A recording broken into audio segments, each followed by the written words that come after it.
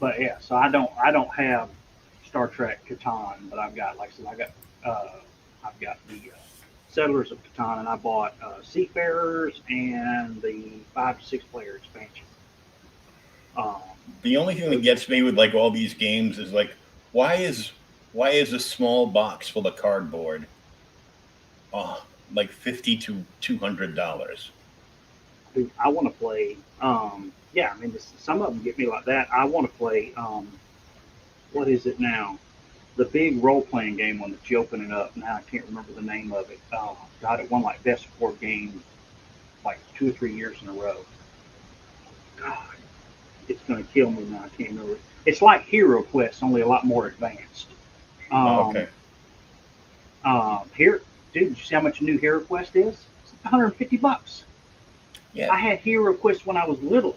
And, that's why I don't normally buy games because they're a ripoff. well, they're not a rip-off, but you're paying for the experience. But they are. I mean, if you just sit there and you think, you go, oh my God, $150. Like I was going to buy my daughter a couple of years ago when she was all about the Harry Potters. I was going to buy her this really cool looking Harry Potter game at the game shop, Yeah, and it was like $135, and I'm like, for the Harry Potter game. yeah, it's not a board game. It was like a card. It was like a multifaceted game, Yeah. Huh. but it looked really badass. But I'm like, I go, I'm not going to buy a child that loses everything. And Yeah. I do mean everything. $130 game. Yeah. I'm trying to find out if I can remember that game right now. Of course, it's not there. Um,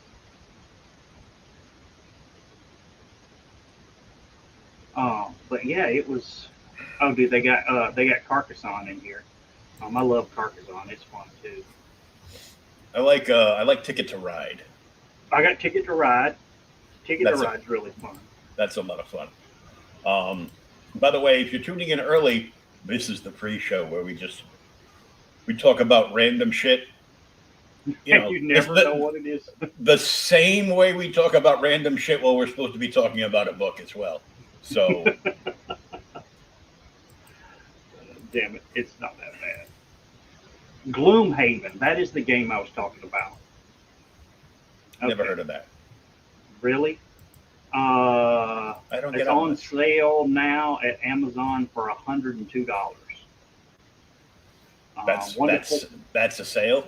Get out of Yeah, Dodge. it's $140 regular. 1 to 4 players, ages 14 plus. Playtime 60 to 120 minutes. As a dungeon crawler campaign style. From what I understand, as you encounter certain monsters and things in the game, you open them up. They've got all these little boxes.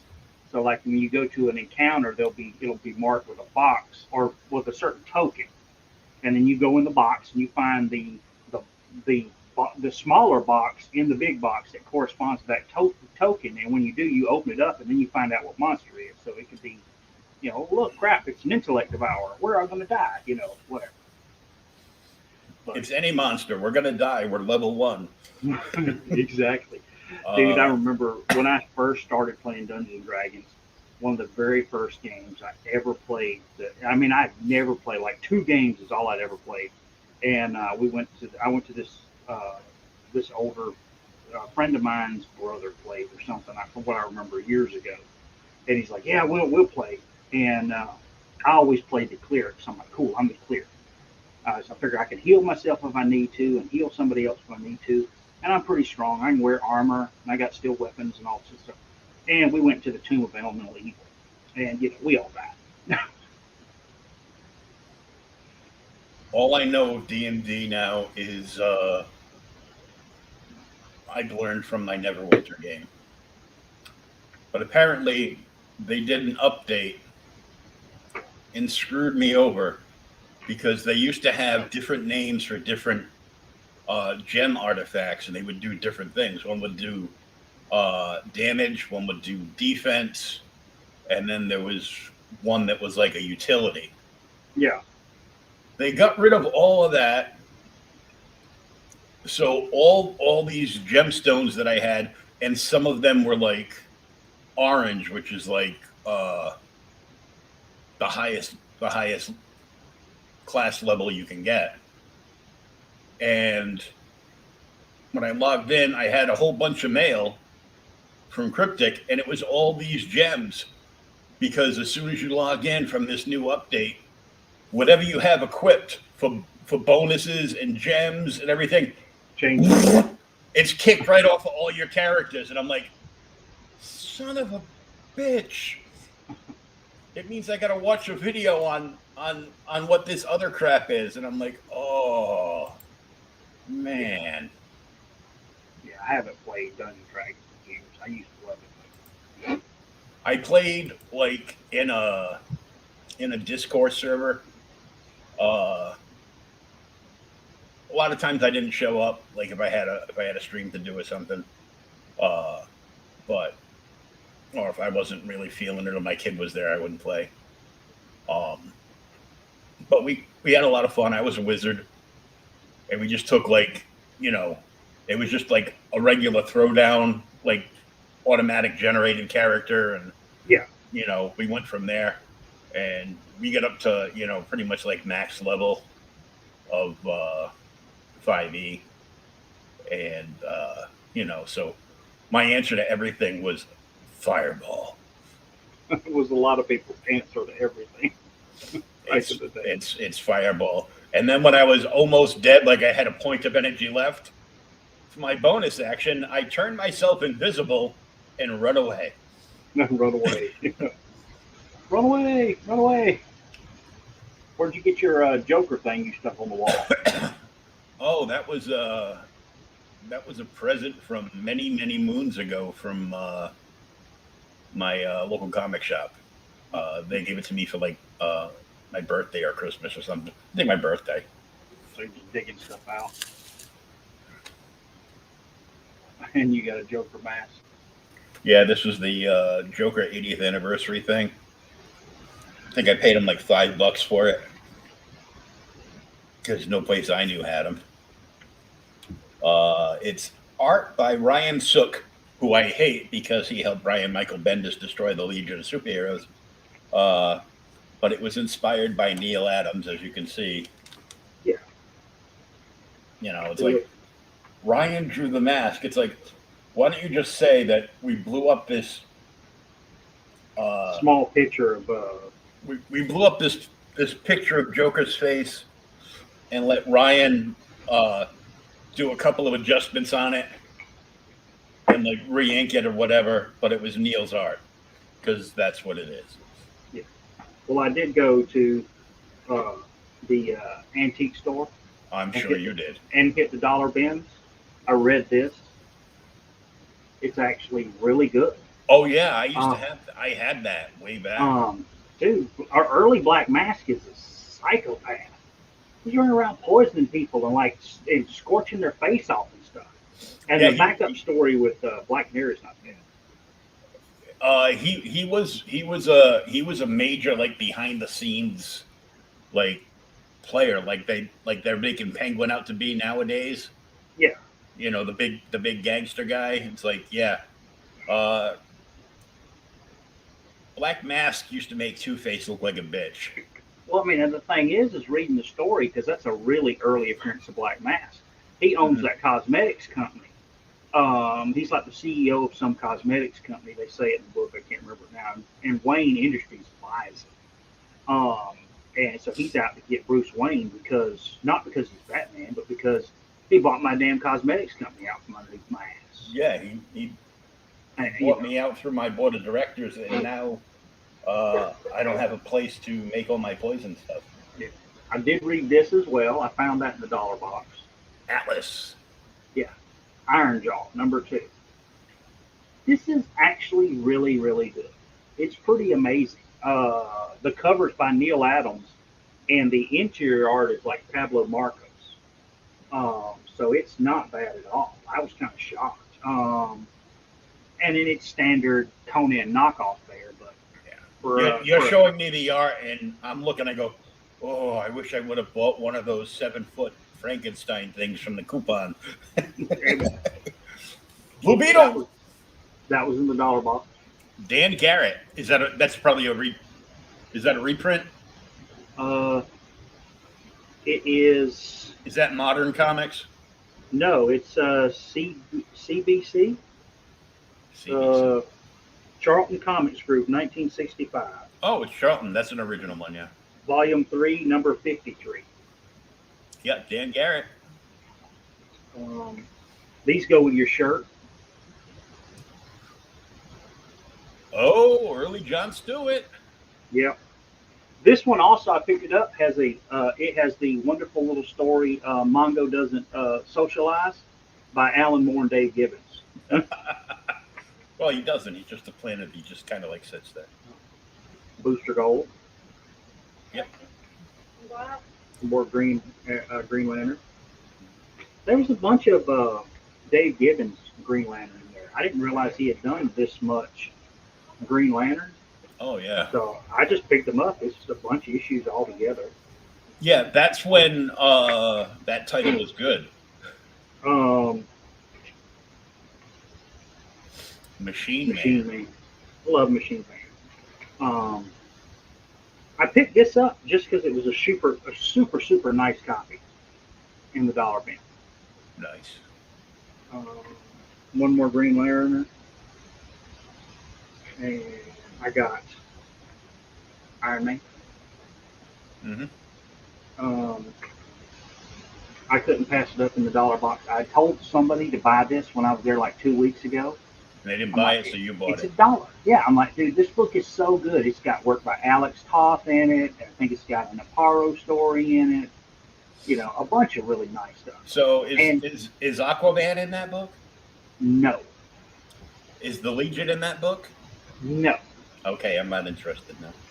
It's 4 random stories. Yeah, they used to do that. Oh yeah, I remember. She came in and she was there. She was in DC for a year, and then they're like, "Nope, we're wiping this and starting the whole Batman slate all over again." And it's stupid because she's a great character. Was her Nocturna is her name, isn't it? Yeah, she was hot.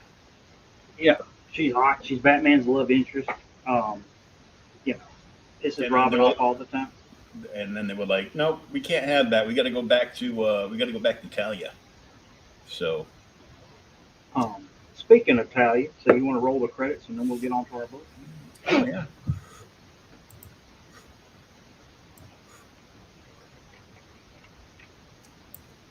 There they are.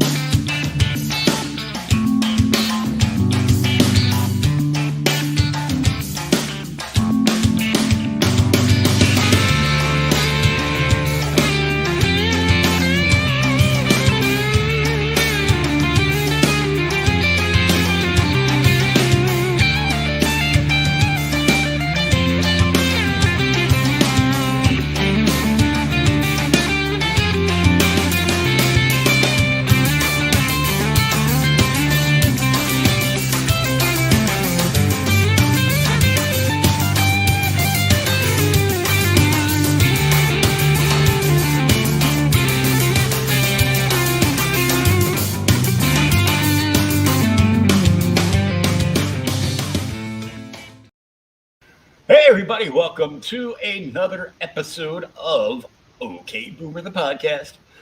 If you were just lurking and watching us do whatever the hell we do, kind of just hang out and talk nerd stuff, and you're watching this on either Twitter or Facebook, please consider going over to Creators Outlet on YouTube and subscribing to the channel and ringing the little bell and hitting all so you can see all our programming. And there's hours and hours and hours of programming. And here we are. This is Will. This is Thomas. And this is OK Boomer, where I picked the book 2 weeks ago. And it was Brave and the Bold 159. Yep. 49. Batman with Ra's al Ghul, Master of the Assassins. I do love how it's the strangest team up yet. Crystal Armageddon. Can anything prevent Crystal Armageddon. It's like that thing from Star Trek. The crystalline entity. Oh, that's the next generation stuff. I'm so sick of next generation. I'm sorry. Because anything that's not on the Paramount network and they carry Star Trek, it's just the next generation. Really? I know they were moving almost everything to Paramount. Yeah, they moved everything, including that, to Paramount, but a bunch of people had like long contracts, so they have a next generation channel on Pluto, another one on like some other, network, and you can watch. I guess you can watch it on Peacock too, and I'm like, well, they show it on BBC all the time too. So.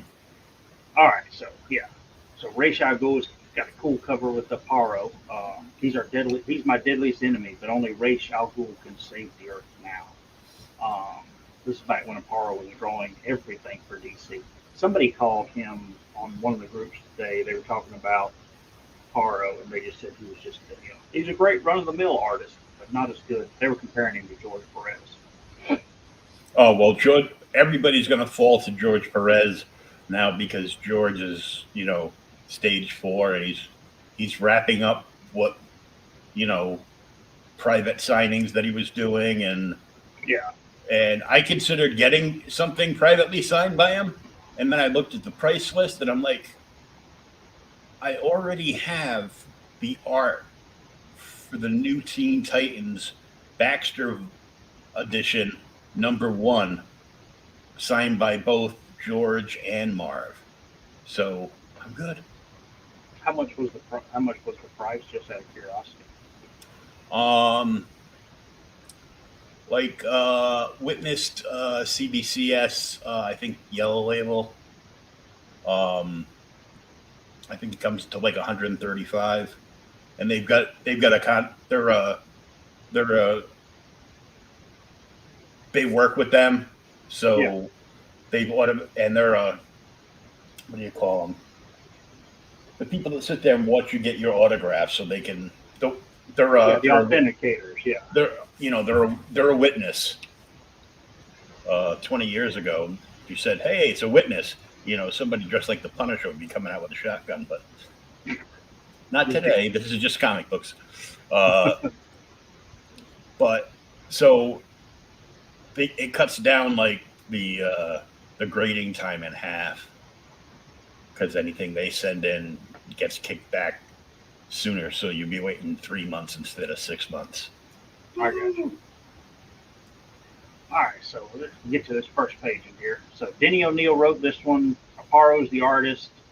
I guess it's because it says artist. I guess he's our inker as well. And Jerry Sherp is the colorist, and Paul Levitz is our editor. Standard, Brave the Bold, introduction of Batman, and then there's race at the top. I love how they always used to do that. And the drama begins. You see Batman like throwing this guy down. Good old splash page. Yelling at him not to go in, and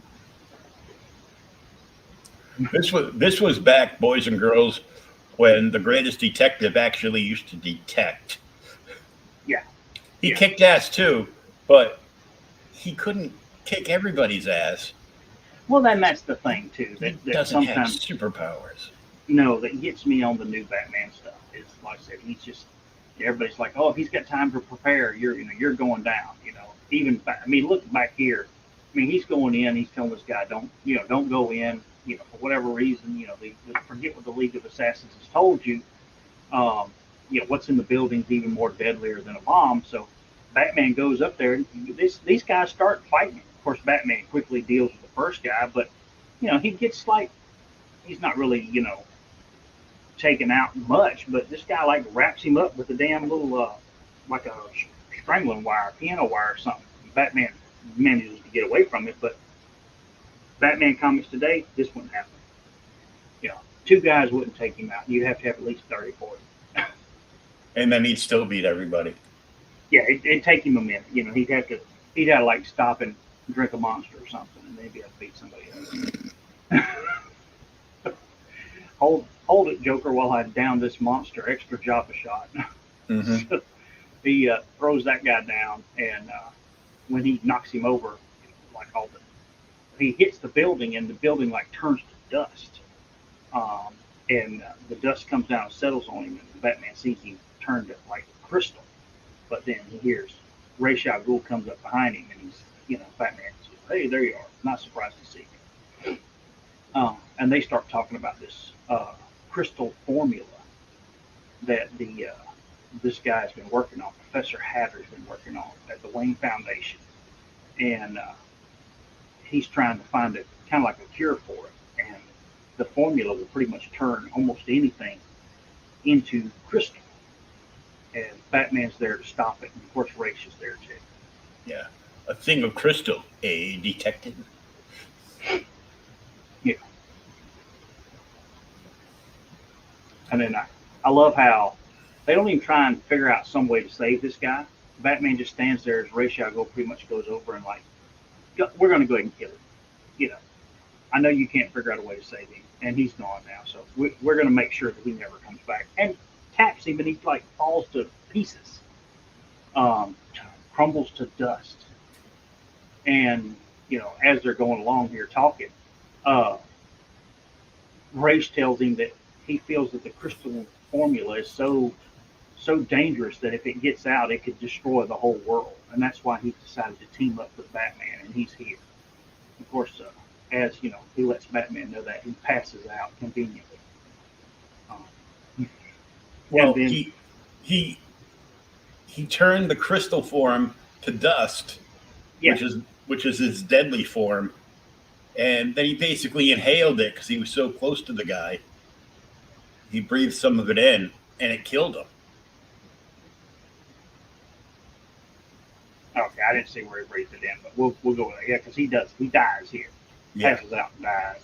That's the only explanation for it. That's the only. Okay, yeah, because it doesn't say that. Usually, comics would always back in the day they would tell you that's what happened. But you were talking about her a while ago, so here's Talia, and while Batman's screaming, beloved. Yeah, beloved, yeah. Save your breath. No one can revive him. No one can. It's like, okay, will do. But you know where the Lazarus pit is. Of course, exactly. All right. Of course, meanwhile, they look fine, and we find out that on this, like a Chinese junk out in the middle of nowhere, somewhere in the Far East. Of course, we have no idea where because it's in the Far East. Singapore. There's Professor Hatter. Singapore? Sure, why not? Actually, I think that's what they do say it is. He says they're with the League of Assassins, and they're trying to get the formula for him here. And they have Mr. Hatter's brother, and they're going to like torture him to death unless he gives over the formula. Of course, his brother's like, don't worry about it. Make a break for it. Don't tell them. You'll save the world. You'll save the world. And he makes a move and knocks the gun out of one of his captor's hands. And of course, the damn, a freaking fight starts, and his brother gets killed. I'm like, really? Mm-hmm. Yeah, we knew this guy wasn't going to go long. I mean, Hatter's not, he can't be in many more issues as Batman after this. He does manage to kill his captors, but now he's on the jump, and there's got to be more than two people on this damn boat. But several hours later, we leave Hatter there screaming about burning, who's now dead because they killed him with a serrated knife there, and that wound isn't going to close. There's a helicopter that's taking them to the Lazarus pit. And I love how, Talia is just like, there it is. We can restore life to him because we know where it is. And, it can be ugly. You don't need to stay and see it. And when Batman walks side by side with Talia, his cape just happens to go around her. Exactly. Uh-huh. Yeah. That's what we need to read one day. The whole, was it Bride of the Demon and Son of the Demon? Mm-hmm. Where we got Fabian from, theoretically. So she's telling him to leave, and Batman's like, he's my only lead, Professor Hatter. And, this is out of his control, so we're going to, I'm going to stick with him until we find out. She keeps telling him to leave, and they kind of get into a fight. And finally, he tells her, "I'm staying." But as that's going on in the background, Ra's al Ghul comes out of the Lazarus pit. He wakes up. Now, And crazy. he always wakes up crazy, dude. Always. I can't It's remember. it's the effect of the Lazarus pit. Yeah. It, Um. it makes you insane when you wake up because you just come back from the dead. Yeah. So he's crazy for 2 or 3 pages or whatever it is, and he always lashes out at Batman. Always seems to be there, but I can't remember if it's another book that's like one of my favorite Batman books. I think it's Batman 400, where Ra's al Ghul's resurrected again, and it's the one where he breaks his arm. He brings his arm down over Batman's head and breaks his arm in half. But you see Batman's ears like fly over like this. I'll have to find it for you.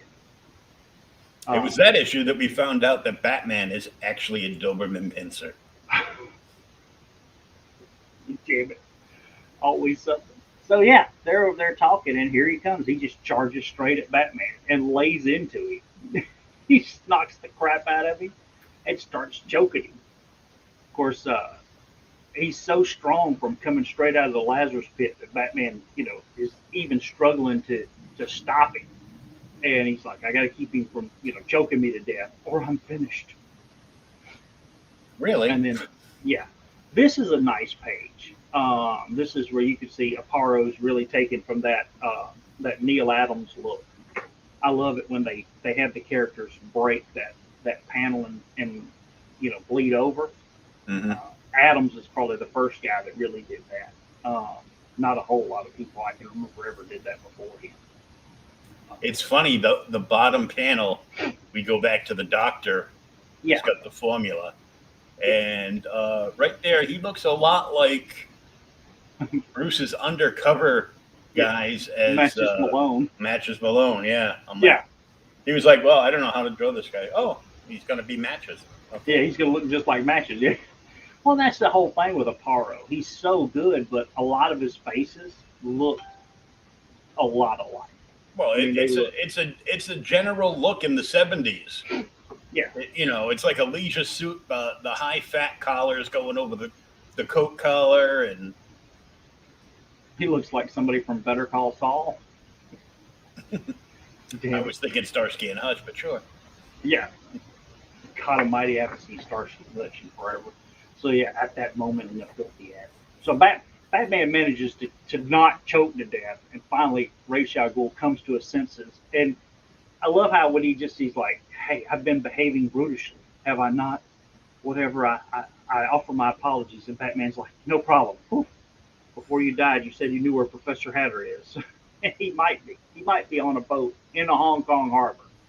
So they head out, and when they head out to Hong Kong, that's where we see Professor Hatter, uh, who is in the hallway, and he has got uh, a little vial with all of the dust in it, the crystalline dust formula. And he's going on about how terrible life is, and he's like, I'm thinking about killing myself. He can't go back to the boat and everything else, and he's so sad. But that shows you how strong the stuff is, because he's got a little vial, and he's talking about like ruining most of the city with it. Of course, Ra's al Ghul and Batman actually ditched their helicopter for what looks to be like a freaking Concorde. Hmm. So they're flying over the damn ocean, heading out to Hong Kong from the Himalayas in the damn Concorde at Mach whatever. And Batman, this is where he starts going. He says, "You never tell me why you're interested in the formula." And Race just goes out and tells him, he says, the substance could transform the entire planet. Um, and he says, "No, I just want to render it harmless." And as they keep going on, he says, "I don't understand it. Why the formula won't spread out, past the crystalline walls." And after a few minutes of them talking, Batman realizes that because the glass of the canister, the formula's container, is made out of silicon, that silicon will stop the spreading of the crystalline material, and it'll stop the reaction. And of course, Race is like, oh, of course, I come to the same conclusion. You know, we're excellent detectives, all of us together. And he has a he's got a spray gun, so he spray tans him with silicon. Yeah, it's like yeah. I think I've seen this in one of the clubs I worked at, but carry on. Did you? Oh my god! So yeah, he's got a damn can. It's got silicone spray in it. So he sprays Batman, cape and everything. Lift your arms. Let me make sure we get all the spots. And he tells him, he says, I can't land within the city when they get to Hong Kong, but this glider here will help you, and it'll allow you to go in here. It's a very similar hang glider that's used against Maxi Zeus.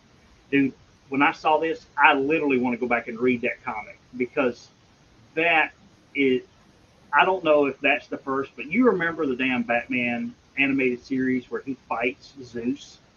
And Maxi Zeus, rises.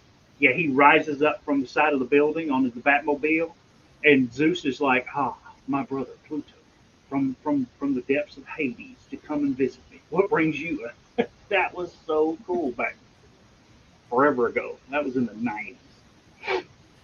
But yeah, so Batman's like, why should I trust you?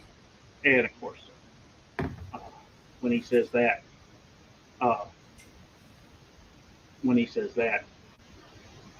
Ra's al Ghul's like, because, I wouldn't do anything to harm you. Hold on a second. I'm having an issue here. Technical issue. There it is. So he gets in the hang glider and goes out, drops out of the Concorde, and then shortly as it plunges, it gets to about 900 feet, and it changes, and it becomes just a glider that looks, Ra's al Ghul was nice enough to make it look like a little back glider he had. As he glides down to the boat and starts attacking the people on the boat. Oh, Lord, excuse me. Of course, Batman still doesn't know that Hatter has actually left. He's no longer here. Yeah, and now he doesn't have a glider to go chasing after him because this guy just ripped one of the wings. Yeah, he ripped one of the wings. And then not only that, after he rips the wings, Batman kicks this guy off, but up above him on the rooftops is another guy who unloads them in the freaking machine gun and shoots right through the glider. But Batman manages to get out of the way, get to the side of the boat, and comes up and knocks this poor loser out. Sleeper hold! Ding, ding, ding! Hold. And then from the distance, you could see Batman looks up and there's a light plane, one of those planes that land on the water coming down, whatever you want to call it. But now, we get back in here. I guess Hatter has come in. He's a few dozen yards away, so he's heading back towards the boat, I guess. And he may get on it because it was a little weird.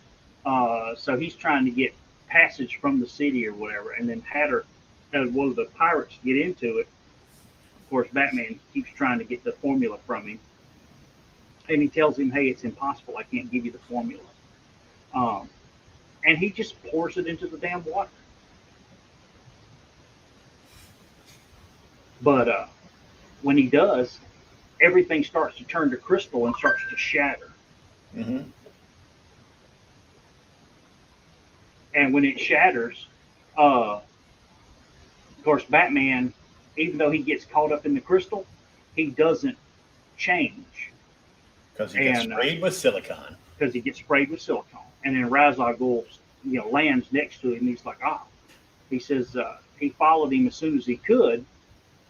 And we find out that he was able to put enough, he says, silicone solution into the water to halt the process of the crystals. So between the two of them, they've managed to save the Earth. And Ra's al Ghul gets back on the plane. He's like, "Hey, it's a debt. I owe you a debt. Next time we meet, we'll be enemies." And Batman and him's like, "Oh, no problem." And they fly away. And as he flies away, there's a tear glistening on a pale cheek as Talia cries for him and everything. And they head off. He had such a long walk home. Don't worry, he's a millionaire. He can just buy a plane and go home.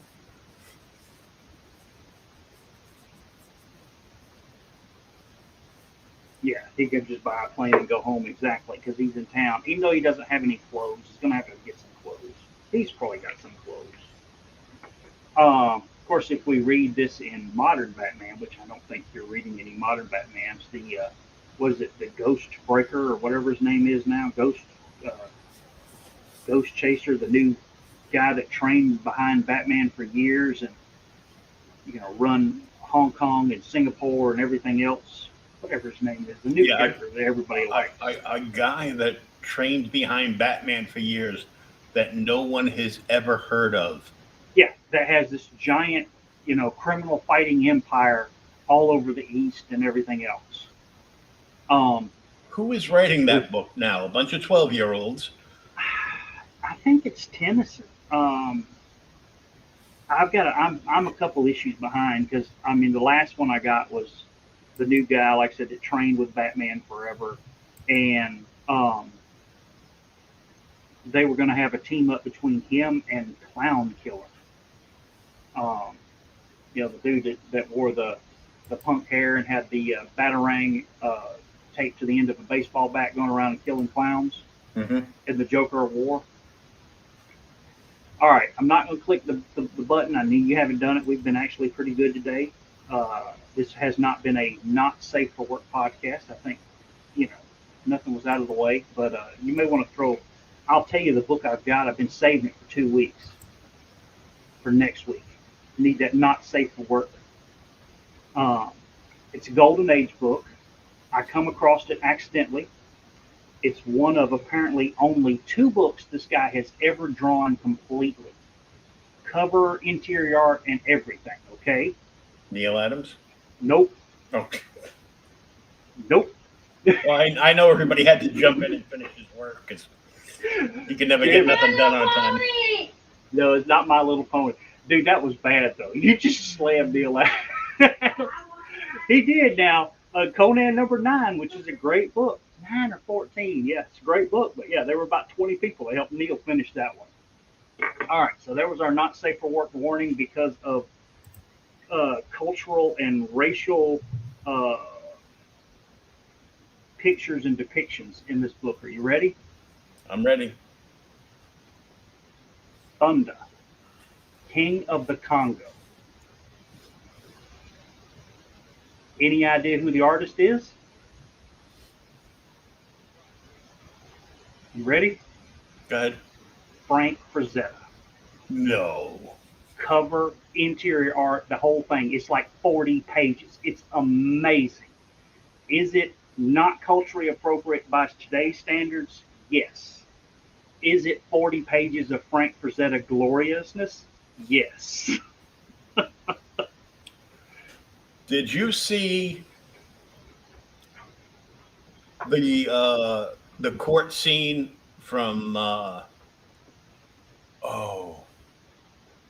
Sanford and Son that I shared out? No, I missed it. Oh, talk about cultural inappropriateness. Yeah. Yeah, He starts laying in. He was all the black people in here on trial. Don't you arrest no white people? He goes, yeah. Well, where are they? There's enough the N-word in here to make a damn Tarzan movie. Oh my God. Are you serious? And the judge says, what? I'm black. He goes, you don't count. You're the judge. The judge? No, I'll have to go back and look at that. That's terrible. But yeah, I was looking at something. I can't remember what I was looking up. And now I remember what it was. I had saw like great covers or whatever. And if you ever look at the Famous Funnies comics from the 50s, there's about 10 episodes of the Famous Funnies that all feature Buck Rogers covers, okay? And all of the covers are by Frank Frazetta. And I had seen them in a digital format, so I was thumbing through the art, and the art inside was good. And I'm like, well, this is good art. This isn't Frank Frazetta. So I go looking, and I'm like, what all has Frank drawn? And he's done some short stories. He did some for Weird Tales, some stuff for EC, and Then he did some.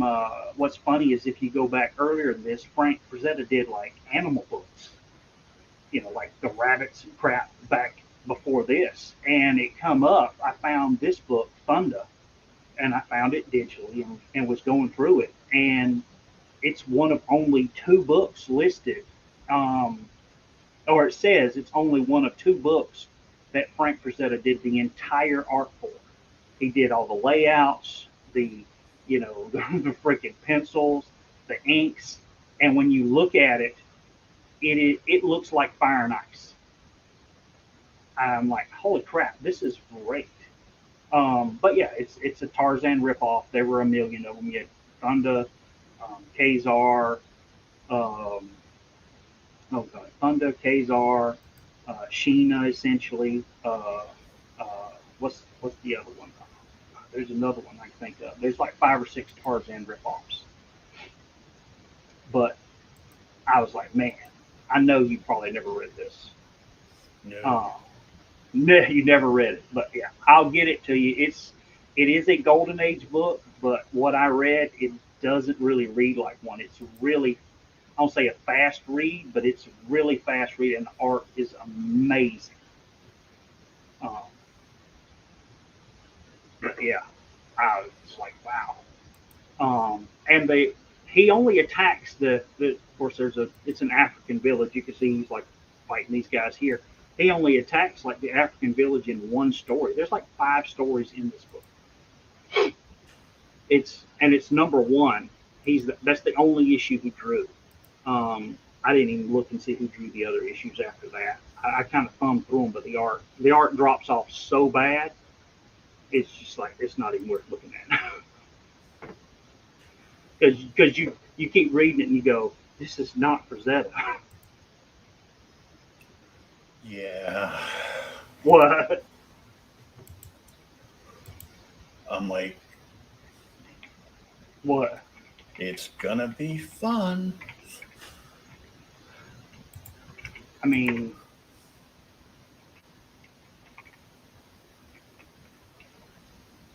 I'll show you. See if I can find. 1952 is when this book's from. Wow. Oh my God, this is a on sale on Amazon through a reseller, $1,437. Wow.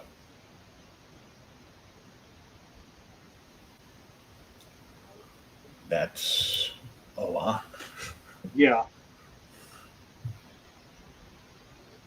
I'm bringing up another page for it so you can see it.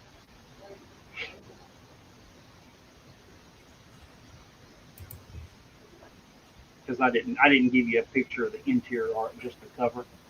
All right, let me bring it up now. Oh, show it again.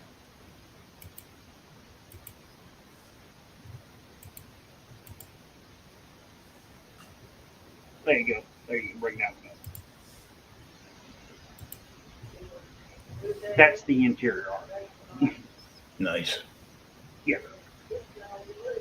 I mean, and he signs every page. I mean, it's just. I mean, or not every page. He signs the cover, but yeah, you can see. It's just. I was like, holy crap. I mean, this dude is ripped. But yeah, he only did 2 books. Oh, there it is. Fund of 1952. Frank Frazetta with script by Gardner Fox. No wonder it reads so well. We love Gardner Fox, who later would go on to work for DC forever. Mm-hmm. Yeah, I mean, he's just incredible.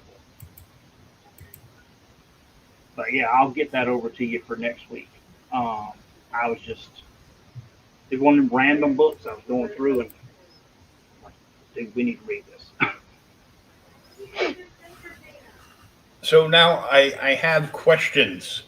Yeah. She wants Super Tina. Super Tina. Super Tina. It's off. It's off Bob's Burgers. Oh, good. Oh, good Lord. Oh, dude, I love Bob's Burgers. She gets her I'm glasses. soup. I'm Supatana, Yeah. and it's even weirder that you can talk like her, Will. Uh, Yeah. She only uses her power to look at dudes' butts, though. He's wearing tidy whities. Should I use this power for good? wow, what do you know? Supatina is actually Ryan Gomer. Oh Lord, you can get as bad. Damn it. So what were you going to ask? So the lady and I were looking at the link that you sent over for the file the file boxes for the comics, Yeah. and for, I noticed like for like every 10 file boxes, there's like this big piece of corrugated that surrounds them. Are you talking about my picture Yeah. that I sent you on my boxes? Hmm. Oh, okay, okay. So every 10 boxes, you see that there's like a shape around it. Yeah. Okay. But I don't see that anywhere on their on their page. It's not. That's that's custom built. That's custom build. Yep. So When you buy when you all come into Boston again, so you can build my cabinets. build your cabinets for that, it'll probably be a lot easier now that I bought table saws and everything else. Just pile it in the truck and drive up to Massachusetts for the weekend. The when you buy the comic boxes from them, and if anybody that if anybody is lurking, we are actually talking about the collection drawer boxes by the Collection Comic Book Drawer Company. I've used them for years. They didn't have when I first started buying them. The sides of the boxes were smooth, so you would just stack them up, and then when you got to a certain height, they would want to start tipping. So I actually built like I-frame plywood um, cases that mine set in, so they won't bow and they lock together. Now, when you buy them, when you go in there and look, they have what they call the box locks, which I have a few of them. But the box locks is when you put the boxes together, it's essentially two pieces of corrugated plastic, or maybe it's three pieces that go on each side, and they lock the boxes together. So the boxes will. But the problem is once you lock them together, they don't come apart. So to move them after you've locked them together, you have to take the comics out, and then you can move the shelves, and then you put the shelves back, and then you put the drawers back in. Now, if you were doing it for you, what I would tell you to do is maybe get some box locks and get two on the outside, and then the ones on the center, I wouldn't put anything in. You know what I'm saying? That way, when you put the two on the outside, it'll keep everything else from shifting, and then you put them in. Because I was thinking I wanted to build it, you know, like get like 30 of them Yeah, and build it like, you know, uh, kind of like I five, had set up. five across and, you know, X amount high. So it'll be about 5 feet high. Yeah. Well, now for you too, the other thing you think about, because you may have more space than I've got, you could set them if you got 30. Um, you could go like 3 foot high or something, which would be a nice height, and then you could work up on top, and then you could display figures and everything else too. Well, the thing is I can't just go 3 feet high because I won't be able to get into the drawers because I'm sitting in a wheelchair. Uh, I did find I don't have the money for them now, of course. Now that I found them, I don't have the money for them. Somebody was selling like the 4 foot tall Filing cabinets. office file cabinets. Yeah, They had two of them for $75. yeah. There's a group that my brother sent me a link to because he uses the filing cabinets at his, for his collection. Um, but it's just, I was like, I don't know. filing cabinets have a lot of pros and they have a lot of cons. The pros are, it's a permanent fixture. If you get the good filing cabinets, the legal style ones, the drawers will open completely. You can do that. Now you do have to put a little, like some cardboard at the bottom of them, depending on which one, so the books sit flat. But my only concern with them was then it's like I was telling him, if you move, I'm not saying you're going to move, but if you move, then you got to take everything out and move the filing cabinet and then put it all back in. Mm-hmm. And it has a chance to get mixed up. Versus the boxes, you could still move one box at a time. But I mean, how stack a bunch of them on a two-wheeler and drag them out the door. Yeah. Yeah. How often do you move those? So I mean, Well, I was in a little hole in the wall, which is why I moved in the first place. But I don't suspect I'll be moving from here anytime soon. Yeah, so that's what I'm saying. You got plenty of room, so you. The problem is it's like I'd want to go long boxes, right? And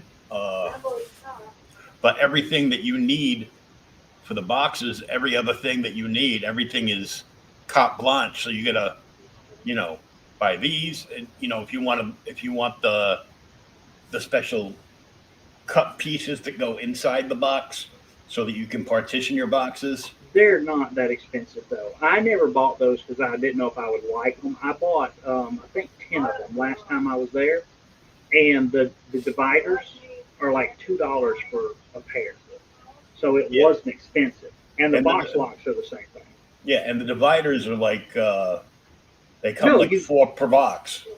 Yeah, you get 4 or 5 dividers per box. They're free. 4. They're when they whichever one it is, when they stamp them out, you get the dividers.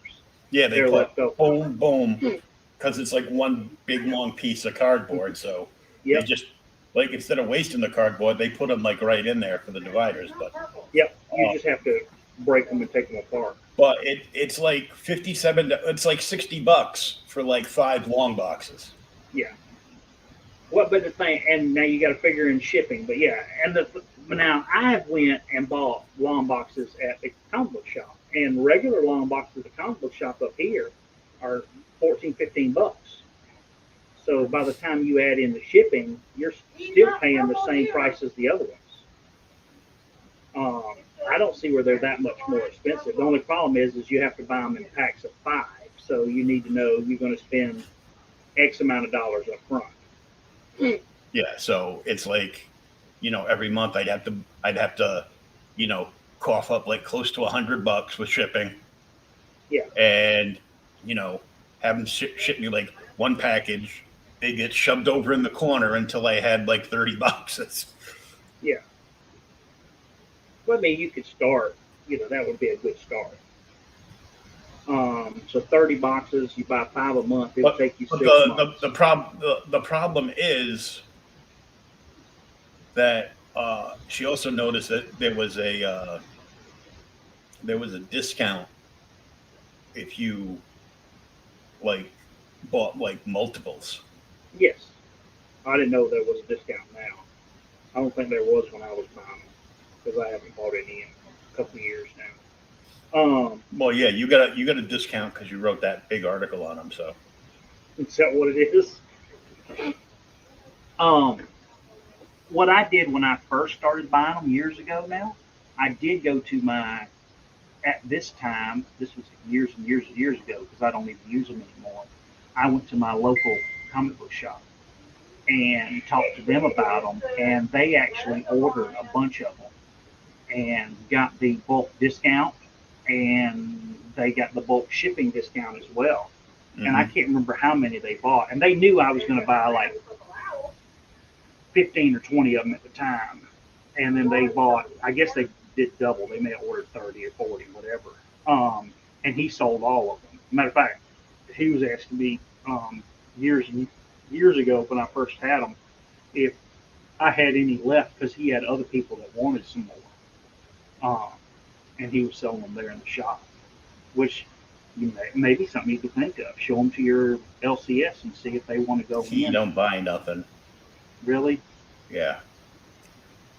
I think Yeah. that's I think that's why like his business is, so bad that he had to move into like a smaller spot because he doesn't buy collections, so he did the only new stuff he gets in is stuff that he's spinning around for, making pennies on the dollar from, which is the Marvel and DC books. Well, see, that's what I don't understand with comic book shops. And I told one guy around here. I've told a couple people that have this issue in comic book shop. But one of the guys isn't as bad. He buys collections and stuff, but not like he used to. And they use he buys all the new comics. He does buy collections every now and then. He's got a good set of $1 and $5 boxes, and he's got a big set of big money books that he sells. And of course, he does the stashing thing. But he makes most of his money on gaming. It's a college town where he's at. So I mean, everybody comes in and they buy a ton of Yu-Gi-Oh cards or whatever, Magic the Gathering and Dungeon Dragon stuff, and they all sit there and war game. That's where he makes the bulk of his business. But the thing with that is kind of like I was trying to explain to him. I mean, most comic book shops when they buy personal collections, they buy at a substantial discount based on what the actual price or the value of the books are. So they may pay I would say, like you're saying, pennies to nickels on the dollar, and all the rest of it's just profit. And then if something hits hot, then there it is. To me, that just seems like it would have a thriving back issue business could float your shop because you're paying next to nothing for it and selling it for 10 times what you paid. Well, he's got lots of back issues. The problem is when you sell out of the back issues that people want and you just have back issues of everything else, then you don't have anything left. Yeah, you're selling. You've got stuff that's taking up space. That's where you have your big sidewalk sale, and you mark them down to. Can't haul stuff out onto the sidewalk over there because as soon as you do, it'll start raining. Well, that's where you put a big sign out front that says sidewalk sale inside, and you have everybody come in. He does like the dollar sales, and he started bringing in like different stuff because manga started hitting big, so he started buying like all this manga stuff. But then it was just sitting there because none of his regular people had any interest in the manga stuff. I guess there were a lot of new kids as the kids go off to college, they buy like all this manga stuff to read, but then when school's over for that year, they do what every college kid does is they try to go back to the store that they bought it from and sell it back to them. And sell it right back to them. He's like, no, I'm sorry, I'm not buying anything. You might want to check with. And there's a few more stores in the area. Most of them are only interested in buying like your key issues, for pennies on the dollar. Yeah. So they can, throw up some nice looking wall books and, hopefully push them out. But he'll have like a dollar sale and I probably have like $100 or so of stuff still left in my box. I'd be like, yeah, I'll get that next week. You get a dollar sale going on, and I go through and I spend like $200-300 on back issues. Sale. Yeah. The thing that gets me is, and it depends. A couple of the comic book shops I've been to over the years, I've been to a bunch of them. It depends on the shop. One of the best ones I ever went to was in Florida, and we went up, and it said million items in stock every day.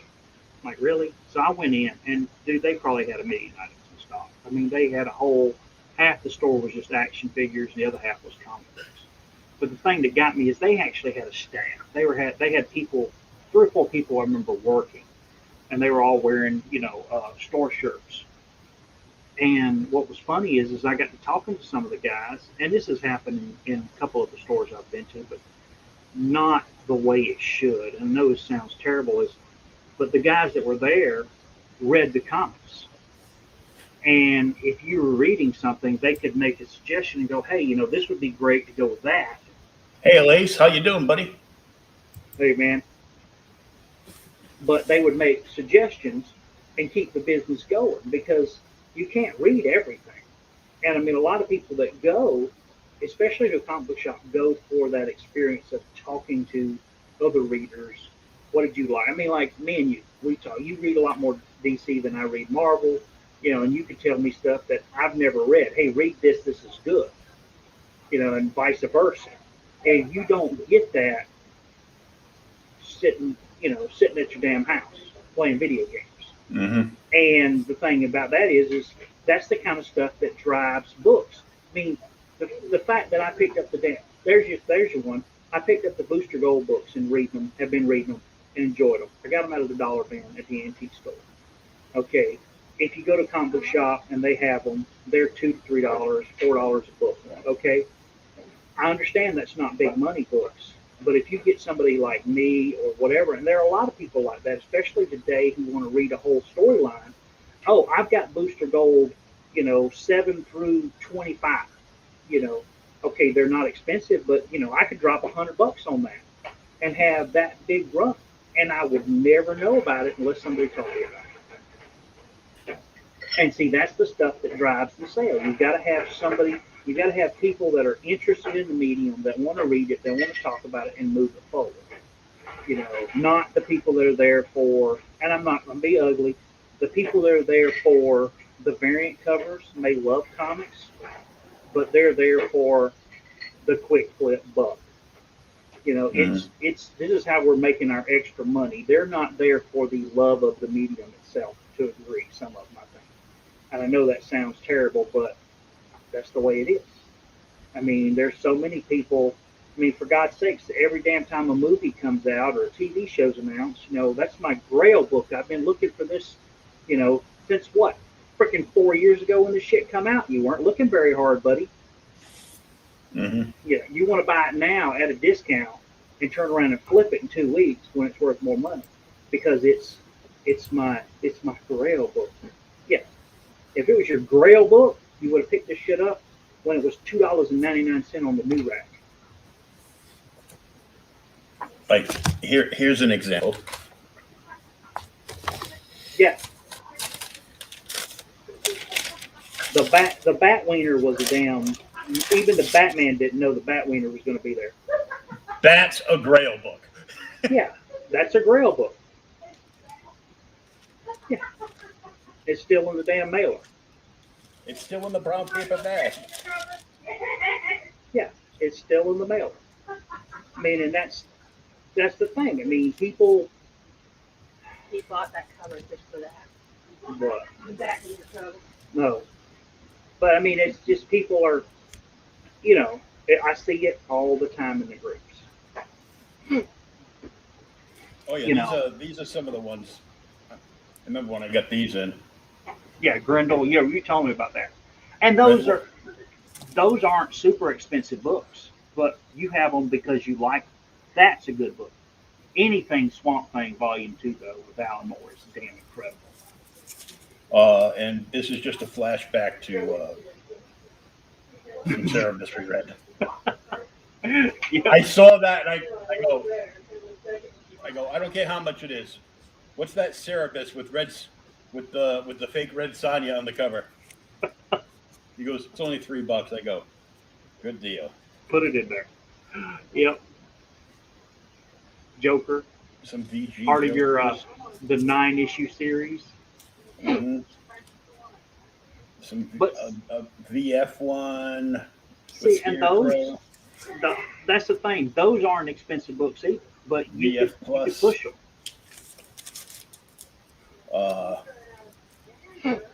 She number 5.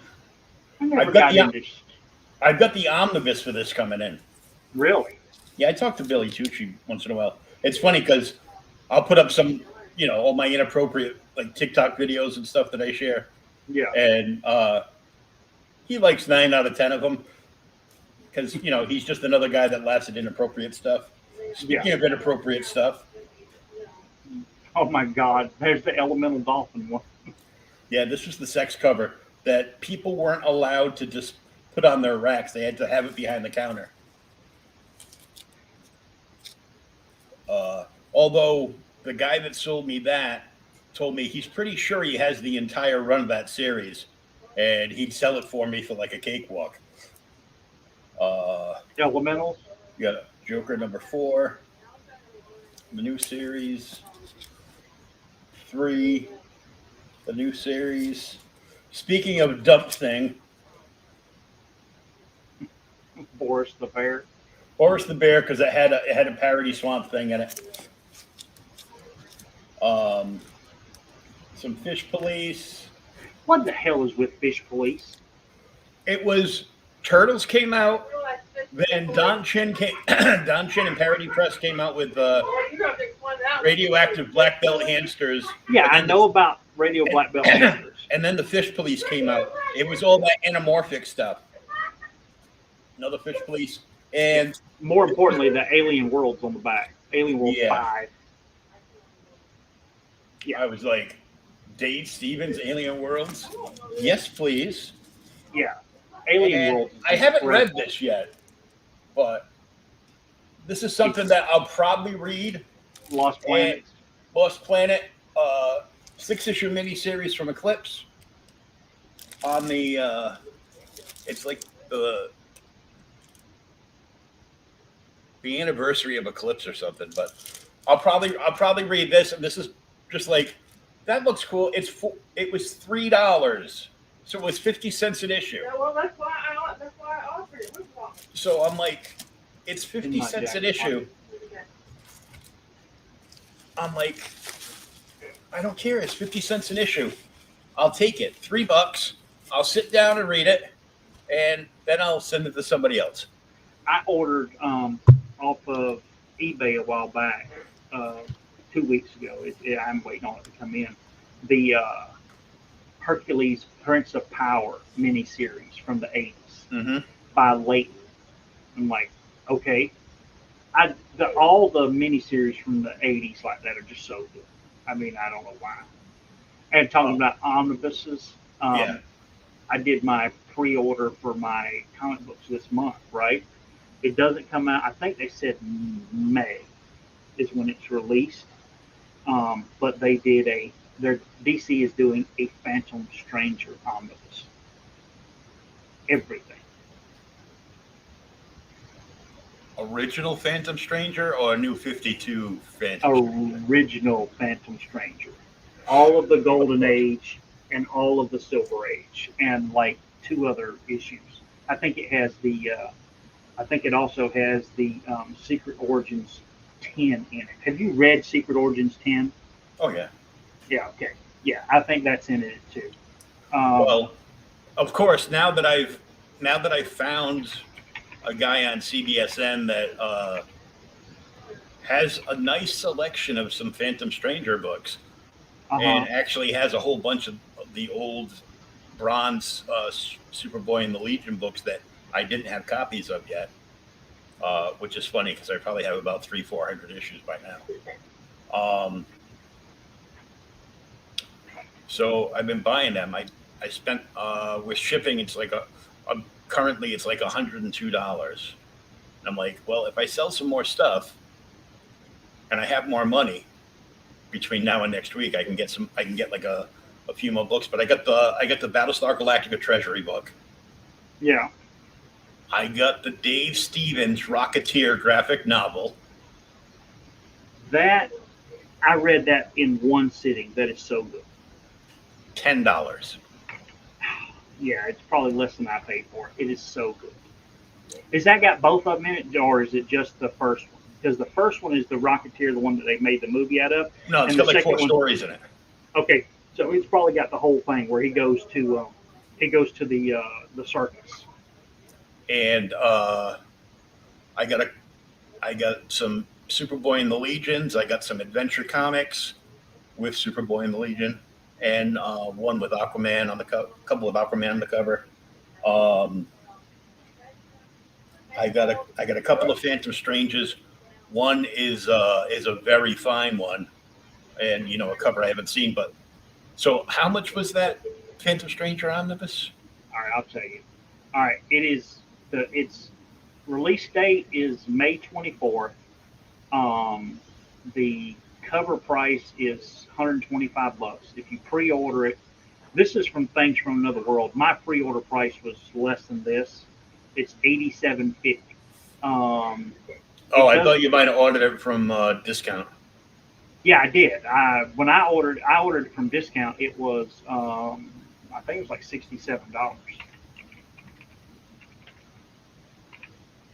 I'll tell you exactly how much it was. Because I just paid for it the other day, and it was a lot less than that. It, they just don't. They don't come up like some of these other ones do. Yeah, I mean, like I like Omnibus because I'm not hunting for anything now because it's all there, Yeah. and I like that, and I will pick it up. I don't care if the spine gets. Okay. If you get it from Discount Comic Book Services, where I pre-ordered mine, it is the right now pre-sale price is $62.50. List price is going to be $125, and it So is. if you pre-order it before it comes out, they give you a discount, but if not, you pay full price. They still give you a discount when you get it, but that's what I'm saying. If you pre-order it now, you're paying less than half or half of the price of the book. You get it for half price. $62.50 is exactly Yeah, half price. that's that's what a shop would be paying for it. Yeah.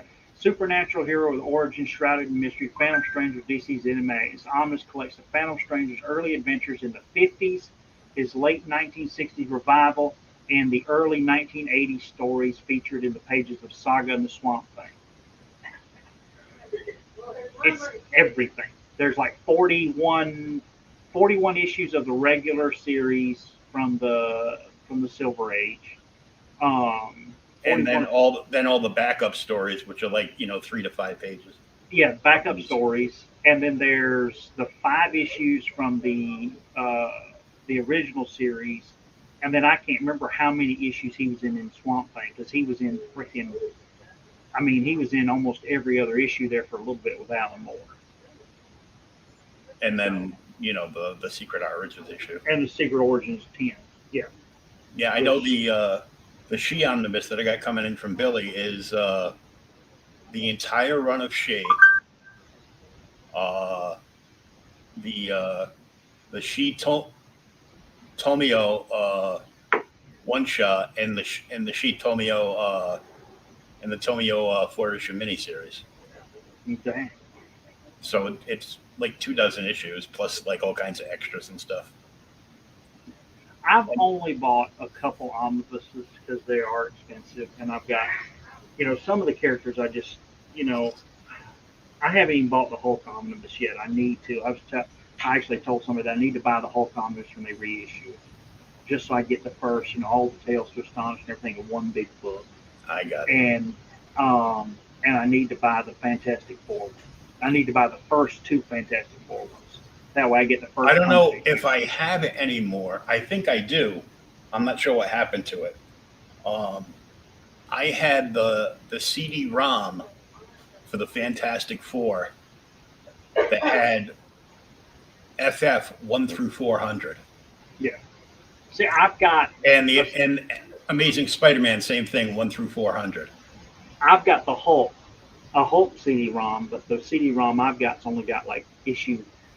I don't say it's not. That's not the numbers, but it's like the first 100 issues of the Incredible Hulk on it.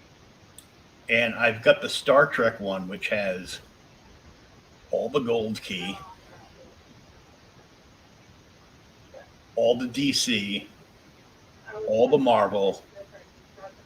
I think it might have like Next Generation and Deep Space Nine too. Yeah. Now I haven't seen that one. I have got the the Gold Key Star Trek books. Mm-hmm. I've got the actual reprints by Checker. I don't know if you've ever seen them. I think I thought I had them all, and then I found out. Oh no, there's like I think it was you that told me. You go, no, dude, there's like 6 of those books. Yeah. What? Yeah. I get the first 3. So they're yeah, section sewn, and the color has not been corrected. It's so it's like Star Trek Gold Key Volume 1, 2, and 3. I still need 4, 5, and 6. Yeah, I've got them. I got all of them. But But they're just amazing. Bradford Exchange or one of the, someplace like that at one point was selling this big Star Trek comic book encyclopedia library. So they were all like, it was all like hardcovers, and you would buy from 1 through like 100 in the program. But as you slid them onto your shelf, they would make this big long picture going across. Like the Justice League, the Alex Ross ones, whatever. That makes the big Alex Ross picture on the side. Mm-hmm. I don't have to worry about that. I got I had the Justice League Alex Ross oversized treasury. Yeah. I gave that one to I put that into Sean's package and shipped it off to him, and because I had the slipcase. Oh, did you?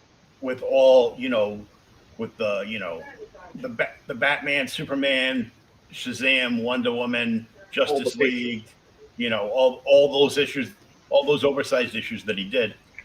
I was really pissed off because I fell for the April Fool's Day gag that he pulled. Oh, the Wonder Twins. And then 4 years later, they released a Wonder Twins miniseries. I'm still missing a couple issues of it, though. Damn it. But, all right. You'll send that off for next week, and we'll see everybody then. Thanks for lurking and stopping by. Ace, good to see you, brother. And we will catch everybody